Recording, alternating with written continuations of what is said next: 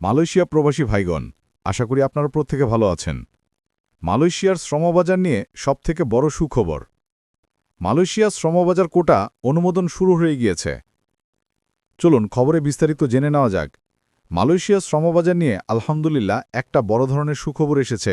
বাংলাদেশি কর্মীদের জন্য মালয়েশিয়ার শ্রমবাজারে বড় অগ্রগতি দেখা দিয়েছে। গত বুধবার ১৫ সেপ্টেম্বর ২০২২ থেকে মালয়েশিয়ার বিভিন্ন কোম্পানি কর্তৃক জমা দেওয়া সব কোটা আবেদন অনুমোদন করতে শুরু করেছে দেশটির সরকার। এর ফলে বাংলাদেশসহ বিভিন্ন দেশে শ্রমিক নিয়োগের প্রক্রিয়ায় নতুন সম্ভাবনার দ্বার উন্মোচিত হয়েছে। একই দিনে দুপুর ২টা ৩০ মিনিটে বাংলাদেশের রাজধানীতে বিএমইটি অভিবাসন কার্যালয়ে একটি গুরুত্বপূর্ণ বৈঠক অনুষ্ঠিত হয়েছে। বৈঠকের মূল আলোচ্য বিষয় ছিল বাংলাদেশি কর্মীদের অভিবাসন ব্যয় নির্ধারণ করা। এখনও বৈঠকের চূড়ান্ত সিদ্ধান্ত জানা যায়নি, তবে সংশ্লিষ্টরা আশা করছে এই বৈঠক থেকে অভিবাসন ব্যয় কমিয়ে আনার মতো ইতিবাচক সিদ্ধান্তে আসতে পারে মালয়েশিয়া শ্রমবাজার। অগ্রগতি যেমন কর্মীদের জন্য সুসংবাদ, তেমনি বাংলাদেশি প্রবাসী জীবন ব্যবস্থার অভ্যন্তরীণ সংকট সমাধান প্রয়োজন।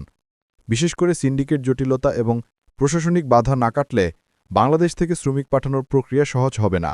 বিশ্লেষকদের মতে বাংলাদেশ সরকার যদি দ্রুত সিন্ডিকেট সমস্যার সমাধান করে থাকে এবং অভিবাসন ব্যয় যৌক্তিক পর্যায় নির্ধারণ করে, তবে মালয়েশিয়া শ্রমবাজারে বাংলাদেশি কর্মীদের জন্য বড় সুযোগ সৃষ্টি হবে। অন্যথায় অনুমোদিত কোটা থেকেও বাংলাদেশ প্রত্যাশিত সুবিধা নিতে নাও পারে। প্রবাসী কল্যাণ মন্ত্রণালয় থেকে আরও বেশ কিছু স্পষ্ট বার্তা এসেছে।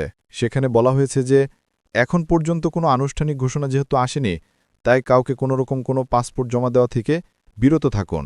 আমি আবারও বলছি, কাউকে কোনোরকম পাসপোর্ট জমা দেওয়া থেকে বিরত থাকুন এবং নির্দিষ্ট সরকারি নির্দেশ আসার পরে নিয়োগ প্রক্রিয়ায় অংশগ্রহণ করতে বলা হয়েছে।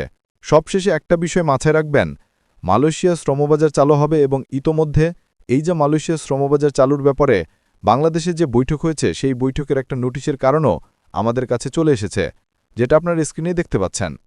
কিন্তু স্পষ্ট বলা হয়েছে যে মালয়েশিয়া কর্মী প্রেরণের ক্ষেত্রে অভিবাসন ব্যয় পুনর্নির্ধারণ সহ মন্ত্রণালয় কর্তৃক গঠিত চূড়ান্ত সভা আগামী ৩০ সেপ্টেম্বর ২০১৪ তারিখে অনুষ্ঠিত হয়েছে এবং এই ব্যাপারে কিন্তু ইতোমধ্যে মন্ত্রণালয় সকল রকমের ব্যবস্থা গ্রহণ করেছে। তাই আমরা মোটামুটি শিওর যে মালয়েশিয়ায় কলিং বেল চালু হবে।